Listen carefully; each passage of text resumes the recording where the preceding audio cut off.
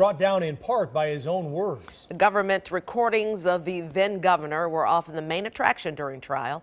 Investigative reporter Ben Bradley is here with that part of the story. Ben. Micah and Joe, at his sentencing in 2011, Rod Blagojevich said his own personal flaws and insecurities were on display in phone calls that he would later learn were being recorded by the FBI. Those calls would eventually lead in part to his conviction. The FBI's undercover recordings of Rod Blagojevich while he was governor provided the underpinnings of the case against him.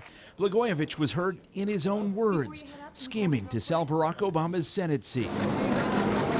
It wasn't a purely cash transaction, but one in which the governor hoped to secure the best deal for himself, as opposed to the person who could best represent the people of Illinois. I've got this thing, and it's golden. And I'm just not giving it up for nothing.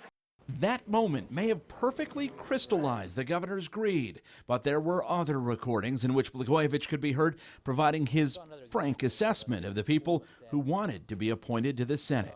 I mean, Jesse Jr., it's a repugnant thought to me. I can't believe anything he says. What he's got third parties saying to me is a heck of a lot more substantial than what we're getting from the Obama people, okay?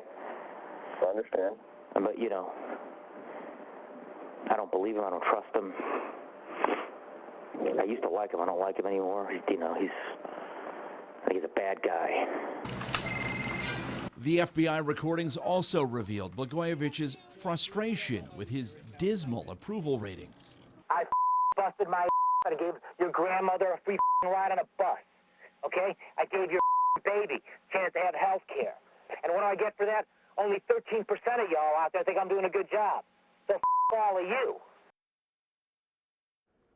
Blagojevich would later refer to his own conduct as childish, immature, ugly, and petty. He told the judge at sentencing, quote, "If this case was about someone charging me with being self-absorbed, I would have cooperated and pled guilty immediately." Of course, the jury convicted him not just for his words, but his actions as well. Well, it'll be interesting to see what he says when he comes out, because he's really shown no contrition up to this point. I wonder, now that his appeals have all been exhausted and he's gotten this move from the president now, might he be a little bit more open and sorry? No, I don't think so. He's gotten less contrite over the years, more combative, more insistent upon his innocence. And I reread his statement that he made at sentencing to the judge. He really struggled to take responsibility for his actions in that statement. I think we're going to see a fiery Blagojevich. I wouldn't be surprised if we don't see him on the media a lot, perhaps selling a book, but he's got to make some money too for his family. And he never thought he did anything wrong, ever. So, all right, thanks, Ben. Thanks, Ben. We'll continue to follow this breaking story on the WGN News at 6. You can also get a wrap-up of the day's events on the WGN News at 9 and 10. Look for